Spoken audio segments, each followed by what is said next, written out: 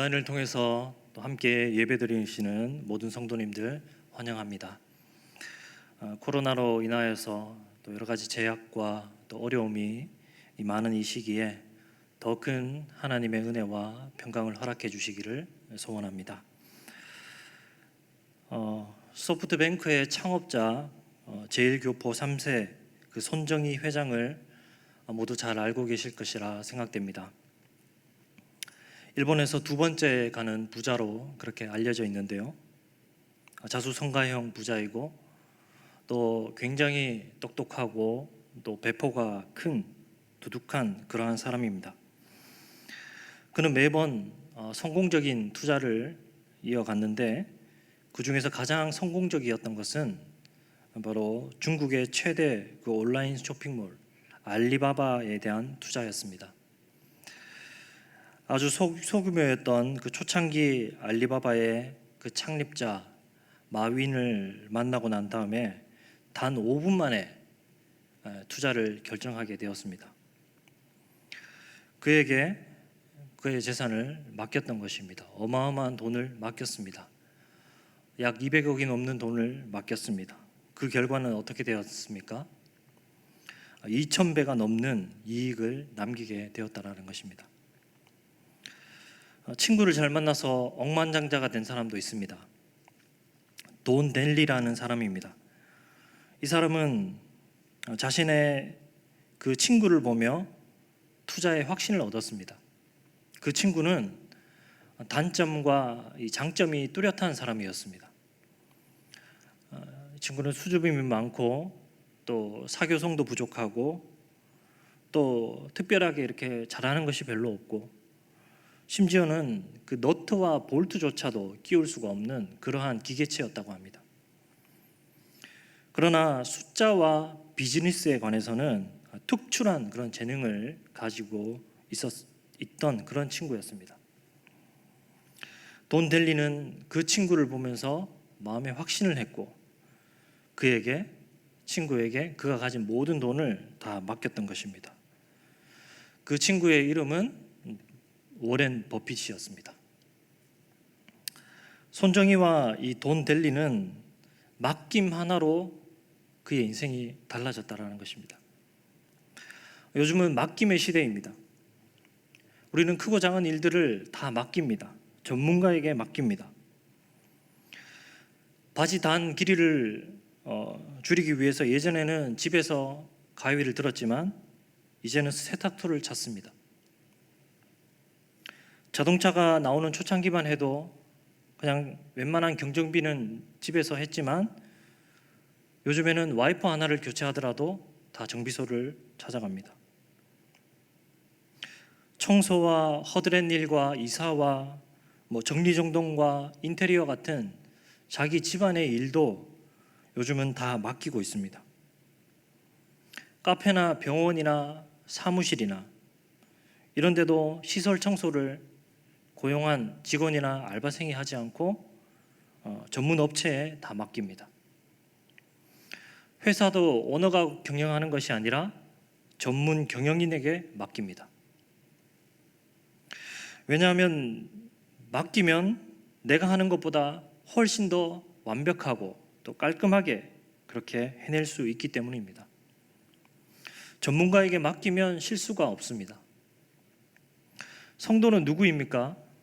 성도는 하나님께 인생을 맡긴 자입니다.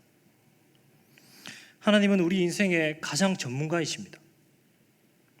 하나님은 창조자이시고 경영자이시고 또 심판자이십니다. 세상의 모든 원인과 결과를 말할 수 있는 분입니다. 이런 분이 전문가라고 말할 수 있고 그런 분은 하나님밖에 없습니다. 성도는 이런 하나님께 우리의 인생을 맡긴 자들입니다. 삶과 죽음을 맡긴 자들입니다. 그런데 한번 생각해 보길 바랍니다. 하나님께 맡긴다, 참 좋은 말입니다. 우리는 이 말을 수도 없이 들었습니다. 머리로 이것을 인정하지 않는 성도는 없습니다.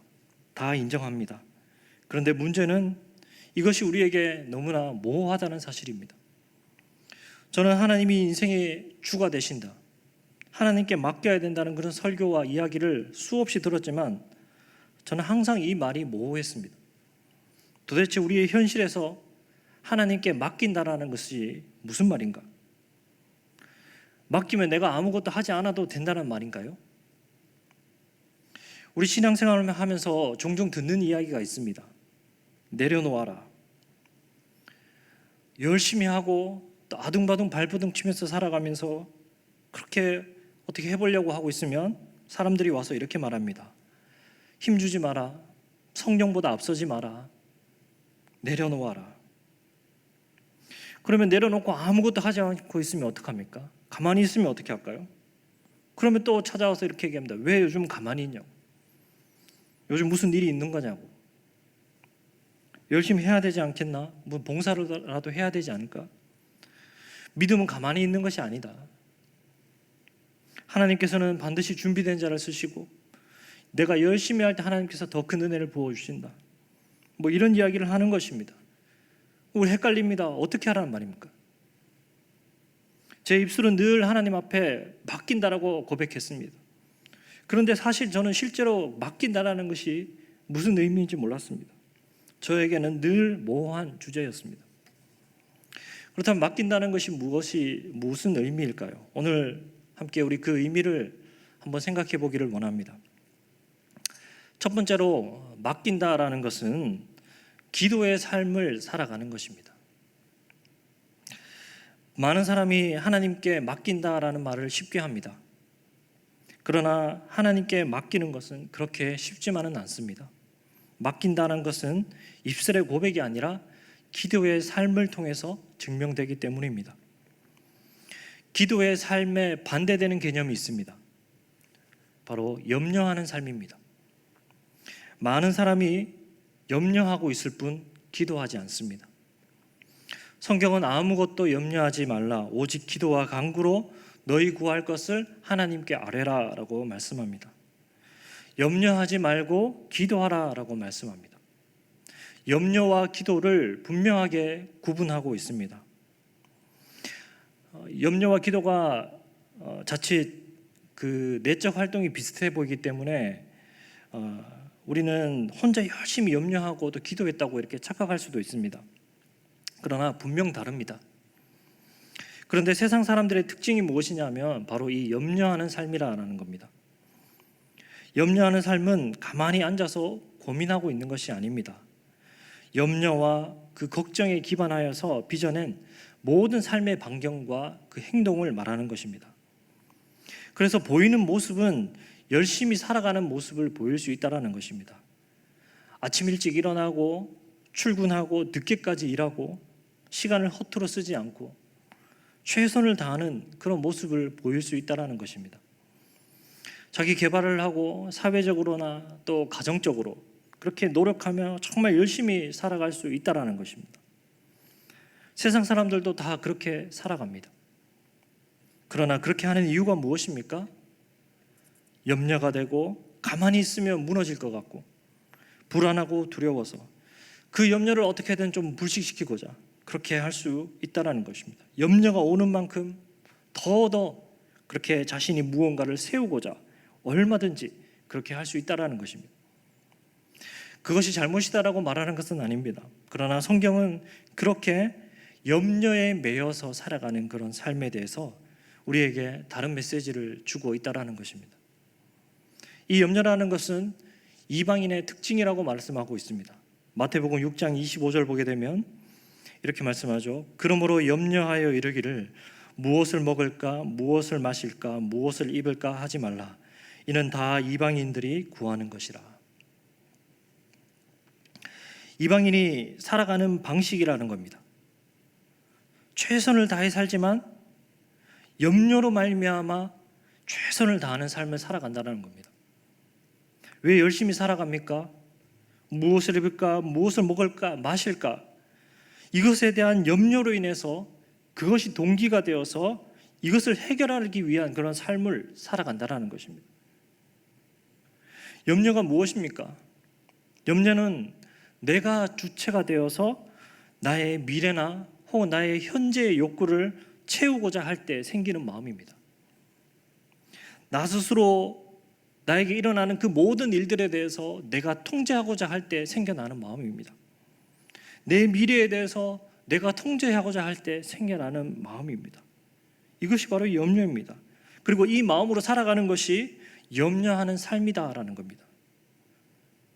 그리고 이것이 바로 이방인들이 살아가는 삶의 특징입니다. 그런데 성경은 염려하는 삶이 아니라 기도하는 삶을 살아가라라고 우리에게 말하고 있다는 겁니다. 사실 염려가 많은 세상입니다. 우리가 염려를 안 하고 살아갈 수가 없지요. 염려라는 것, 그 감정조차도 우리가 느끼지 않고 그렇게 살아갈 수는 없다라는 겁니다. 그러면 제가 지금 말씀드리고 있는 것이 무엇인가? 이 염려라는 것은 단순히 감정의 문제가 아니라는 것입니다. 염려는 그 염려라는 그 감정의 문제가 아니라 기도하지 않는 삶을 말하고 있는 것입니다. 성경은 이것을 염려하는 삶이라고 이야기하는 겁니다. 세상도 염려하고 우리도 염려합니다. 그런데 다른 것이 무엇입니까? 저들은 그 염려 가운데에서 하나님을 염두에 두지 않습니다. 그러나 신자는 어떻습니까? 똑같이 염려하는 모습처럼 보이고 있지만 그러나 그 가운데서 그 속에 하나님을 염두하고 또 하나님을 염두하는 그런 삶의 방식을 살아가고 있다는 겁니다. 그렇게 살아갈 때 당연히 그것은 기도의 삶으로 이어질 수밖에 없습니다. 하나님의 입장에서 보고자 하는 그 출발점이 이미 다르다라는 겁니다. 그래서 기도하는 삶이라는 것은 하나님을 가장 첫 번째로 염두하는 것입니다. 그래서 항상 그분의 뜻을 살핍니다. 그분의 뜻을 알기 위해서 수많은 시간을 기도로 자신을 드립니다. 한나는 독주를 마셨다고 오해를 받을 만큼 그렇게 하나님 앞에 나아가 자신의 모든 진과 애를 쏟으며 그렇게 기도하였습니다. 그것처럼 주님 앞에 나아가 정말 기도의 시간을 쏟는다라는 것입니다. 말만 기도한다가 아니라 실제로 기도의 시간을 드린다라는 것입니다. 그렇게 하다 보면은 점점 하나님과 더욱더 가까워지게 됩니다. 처음에는 자신의 뜻을 관찰시키려고 기도하다가 나중에는 그 하나님의 심정이 깨달아지게 되고 하나님의 그 뜻을 알게 되고 그 하나님의 뜻에 자신을 맞추게 되는 것입니다. 그러면 더 이상 어떤 결과도 자기에게 중요하지 않게 된 겁니다. 결과를 온전히 하나님 앞에 맡기게 되는 것입니다.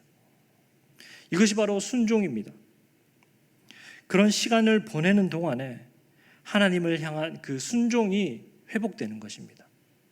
하나님을 염두하고 그 염두하는 삶의 방식으로 정말 기도의 삶을 살아갈 때 정말 그 과정 안에서 하나님을 향한 그 모든 순종이 회복되어진다는 것입니다. 고난과 아픔이 찾아올 때 염려하고 자기가 원하는 대로 그렇게 더 이상 통제하려고 하지 않고 그 과정을 기도의 시간으로 보내면서 또한 주어진 것에 최선을 다하며 감당해내고 그리고 그 과정에서 하나님께 자기가 이제 맞추게 되는 것입니다. 그래서 그 기도 시간에 그 모든 과정을 하나님께 맡길 뿐만 아니라 그 결과도 하나님 앞에 맡기게 되는 그러한 온전한 순종이 회복되게 되는 것입니다. 그래서 정말 하나님을 첫 번째로 둘 때, 우리의 삶의 첫 번째 자리에 둘 때 다른 모든 것들은 다 따라오게 되는 것입니다. 이것이 바로 기도의 삶입니다. 성경은 염려하는 것에 대해서 어떤 믿음에 반대되거나 또 믿음이 작은 자로 그렇게 계속 말씀하고 있습니다. 마태복음 6장 30절 보게 되면 오늘 있다가 내일 아궁이에 던져지는 들풀도 하나님이 이렇게 입히시거든 하물며 너희일까 보냐 믿음이 작은 자들아. 염려하는 만큼 자신을 의지하고 나의 일에 집중하는 것이고 기도하는 만큼 하나님을 의지하고 하나님의 일에 집중하는 것입니다. 염려는 하나님의 그 보호하심을 믿지 않으며 세상에 집착하고 있다는 그런 증거로 제시되고 있다는 겁니다. 기도하지 않는다면 그래서 그만큼 나는 염려로 살아가고 있다라고 생각해도 됩니다. 그러므로 하나님께 맡기는 자는 염려하는 자가 아니라 기도하는 자입니다. 다시 한번 우리에게 그러한 기도가 회복되기를 소망합니다. 두 번째는 하나님께 맡긴다라는 것은 순종 안에서 기다리는 삶을 살아가는 것입니다. 하나님께 맡길 때 필연적으로 따라오는 것이 있습니다. 바로 기다림입니다. 맡김은 곧 기다림입니다. 옷수선을 하나 맡기더라도 우리는 기다려야 됩니다.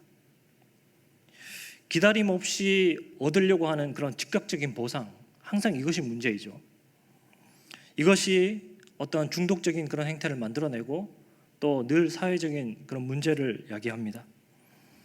하나님께 삶을 맡긴 사람들의 공통점은 기다림이 있다라는 것입니다. 요셉은 기다림으로 그 하나님의 일하심을 본 자입니다. 요셉은 신앙이 참 좋았습니다. 야곱은 요셉에게 색동옷을 입혔습니다. 단순히 요셉이 다른 자녀들보다 더 예뻐 보이고 더 잘생겼고 더 야곱 마음속에 더 편애하는 마음이 있어서 그렇게 한 것만은 아닙니다. 색동옷을 입혔다라는 것은 그를 상속자로 그렇게 여긴다라는 것입니다. 왜 장자인 르우벤이 아니라 왜 요셉이 그러면 상속자가 되어야 됩니까? 이스라엘 중에 아버지는 아들 누구에게든지 그 장자권을 부여할 수 있었습니다. 이스라엘은 신앙의 공동체이죠. 요셉은 가장 하나님의 그 율법을 잘 따르고 또 정말 그 마음과 전심을 다해서 정말 그렇게 하나님의 말씀을 따라갔던 가장 신앙이 좋았던 사람이라고 볼 수 있습니다. 그래서 야곱이 요셉에게 그 장자권을 주기를 원했던 것입니다.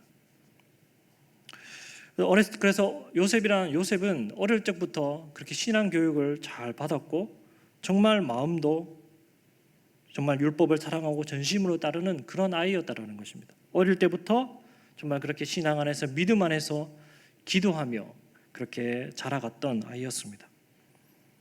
그런데 요셉의 일생을 보면 얼마나 정말 그의 기도가 거절되었습니까? 요셉의 형들은 요셉을 미워하여서 요셉을 구덩이에 쳐넣었습니다. 그때 요셉은 그 구덩이 안에서 얼마나 하나님 앞에 간절히 기도했을까요? 하나님, 저를 건져 주십시오. 하나님, 저를 살려 주십시오. 다시 제가 나가서 아버지를 만나게 해 주십시오.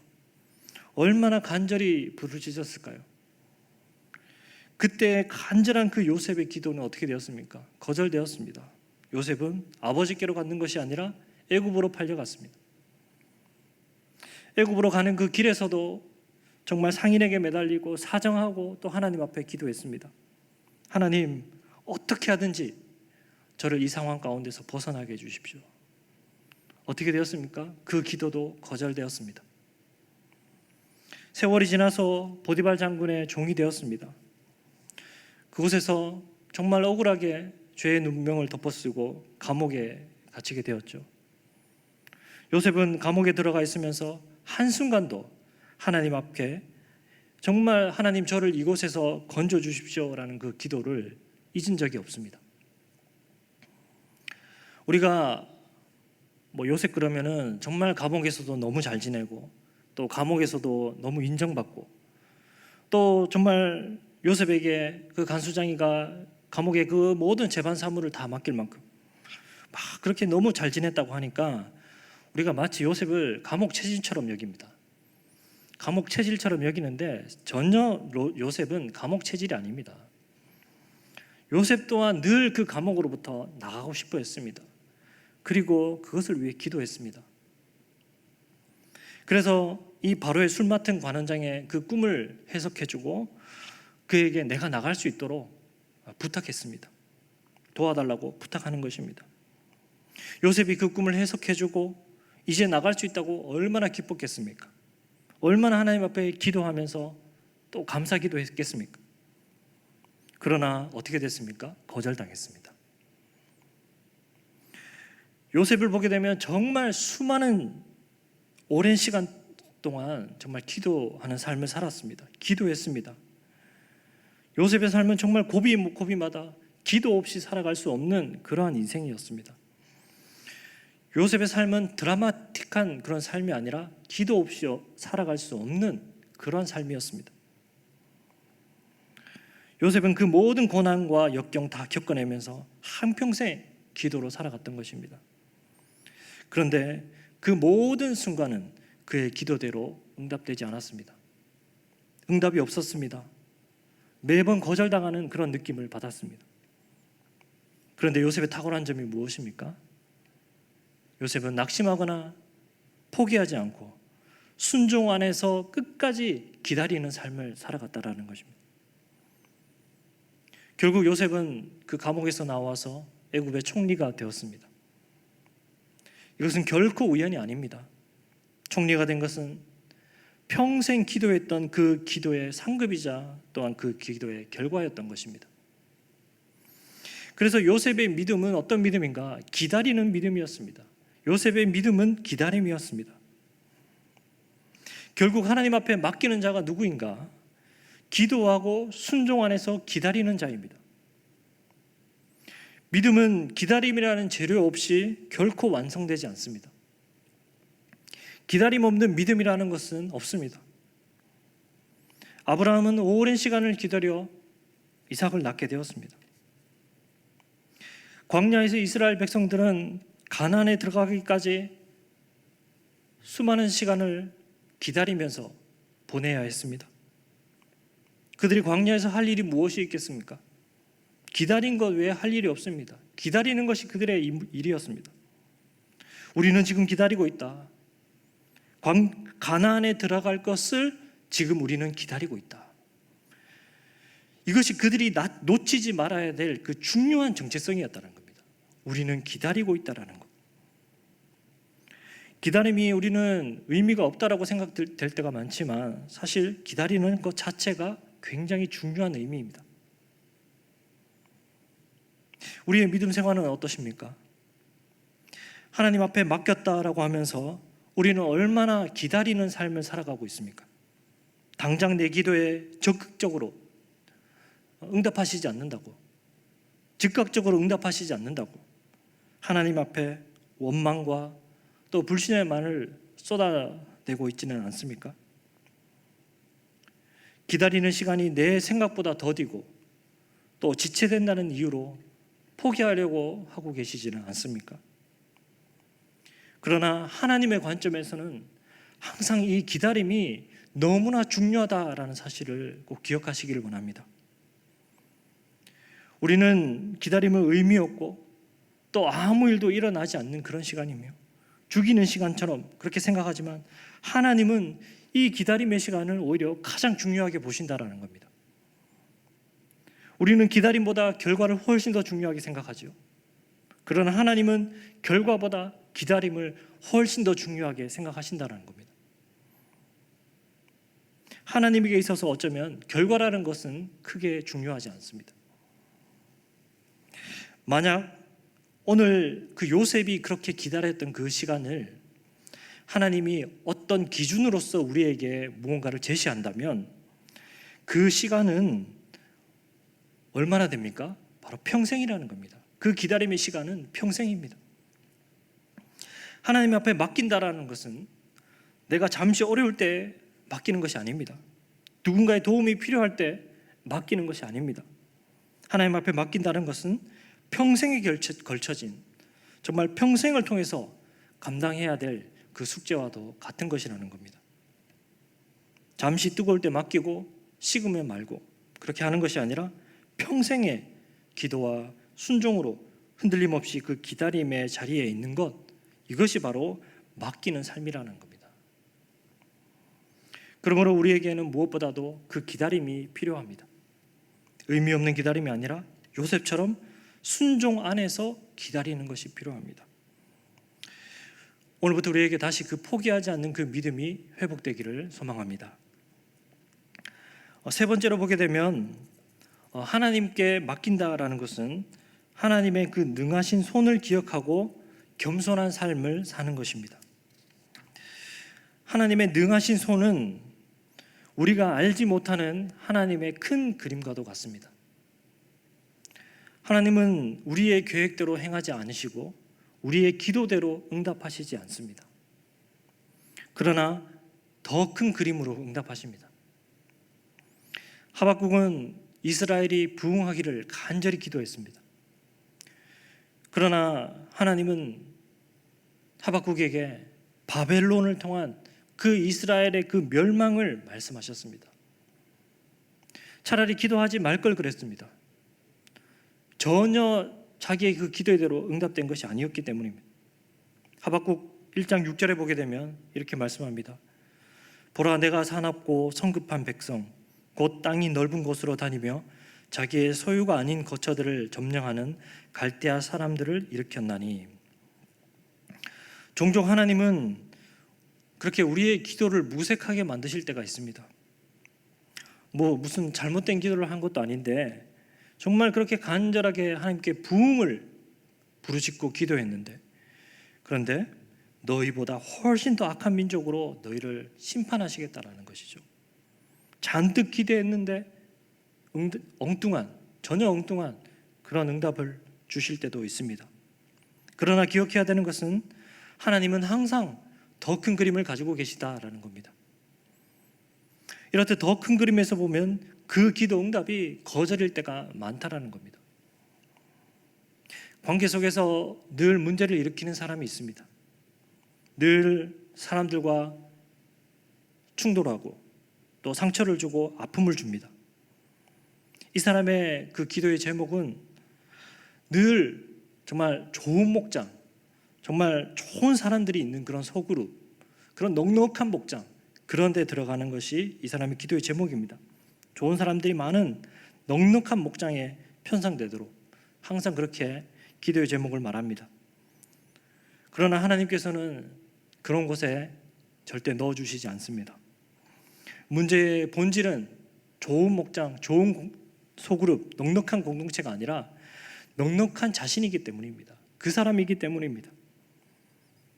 하나님은 더 부딪히고 더 아픈 곳으로 오히려 그 사람을 보내는 것입니다. 하나님께서 문제를 더 키우려고 그러시는 것이 아니라 근본적으로 그것을 해결하시려는 하나님의 큰 그림인 것입니다. 결국 그 몇 년을 소그룹 가운데서 그렇게 관계 속에서 아파하고 또 회복하고 아파하고 회복하고 그것을 반복하다가 결국 그는 그의 가시가 부러지고 또 무뎌지고, 그래서 이제 다른 사람도 품어낼 수 있는 그런 넉넉한 사람이 되었다라는 것입니다. 하나님은 우리가 알지 못하는 큰 그림을 가지고 계십니다. 항상 가지고 계십니다. 그러므로 하나님이 주시는 그 지금의 퍼즐 속에서 우리는 겸손해야 됩니다. 하나님의 능하신 손 아래 겸손해야 됩니다. 그 시간이 비록 때로는 우리에게 답답한 시간으로 여겨질지라도, 또 이해도 안 가고 납득도 안 가는 그런 시간일지라도 우리는 겸손해야 되는 것이죠. 오늘 말씀은 원래 6절과 7절이 연결되어 있습니다. 그래서 사실은 6절과 7절을 우리가 함께 읽어야 되는데요. 한번 읽어보도록 하겠습니다. 6절과 7절 말씀 우리 같이 한 목소리로 합독하시겠습니다. 그러므로 하나님의 능하신 손 아래에서 겸손하라. 때가 되면 너희를 높이시리라. 너희 염려를 다 주께 맡기라. 이는 그가 너희를 돌보심이라. 너희 염려를 주께 맡기라 라고 합니다. 이 맡기라라는 것은 6절에 나오는 겸손하라와 연결된 그런 수식어입니다. 뭐냐면 이 방법을 설명하는 건데, 그 연결해 보면 의미는 이렇습니다. 너희 염려를 맡김으로 겸손하게 된다, 그런 의미를 가지고 있습니다. 즉 겸손하라는 그런 명령을 이행하는 방법은 너희 염려를 맡기는 것이다, 이런 뜻이 되는 것입니다. 무슨 말인가 하면은 염려하고 있는 것은 일종의 교만으로 보고 있는 것입니다. 염려는 걱정거리를 하나님께 맡기는 대신 내 스스로 그 모든 짐을 짊어지고 있는 것이기 때문에 이것은 교만이라는 겁니다. 교만한 자는 절대 맡기지 않습니다. 교만한 자는 하나님의 그 돌보심을 결코 받아들이지 않습니다. 이런 사람은 자기가 모든 짐을 다 지고 살아가고 자기만이 해낼 수 있다고 생각하고, 그래서 교만하고, 당연히 이런 사람에게는 기도하는 삶이 없고 기다리는 삶이 없다라는 겁니다. 그래서 겸손하라라고 말합니다. 겸손한 자만이 맡길 수 있다라는 겁니다. 하나님을 능력의 주로 인정하고 그 능하신 손을 의지하는 자만이 맡길 수 있다라는 겁니다.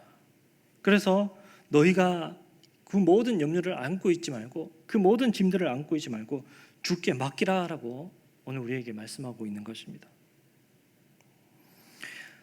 말씀을 맺겠습니다. 사랑하는 성도 여러분, 하나님은 전문가이시고 전문가이신 하나님께서 우리에게 그 모든 문제를 나에게 맡기라라고 말씀하십니다. 그렇다면 우리에게 필요한 능력은 딱 하나만 있으면 됩니다. 맡기는 능력. 맡기는 능력 이거 하나만 있으면 됩니다. 우리의 능력으로 무언가를 성취하고 이루라라고 말씀하시는 것이 아닙니다. 하나님은 우리에게 맡기라라고 말씀합니다. 맡기는 것은 참 단순합니다.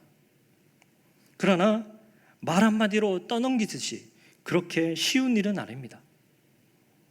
치열하게 하나님과 씨름하는 그런 기도의 삶을 살아가고, 때로는 그 모든 그 기도의 거절, 그런 응답 속에서 끝까지 하나님을 향한 그 기다림을 놓치지 않는 것입니다. 무엇보다도 하나님의 그 능하신 손을 기억하고 나의 작음을 알고 겸손하게 하나님 앞에 나아가는 것입니다. 이것이 바로 하나님 앞에 맡기는 인생입니다. 믿음 안에서 정말 우리의 모든 삶과 죽음을, 우리의 인생을 하나님 앞에 맡기는 인생이 되어주시고, 또 무엇보다도 초조함이 아니라 기다림과 기대감으로, 기대와 기다림으로 정말 그 주의 회복과 응답을 경험할 수 있는 저와 여러분들이 되시기를 소원합니다.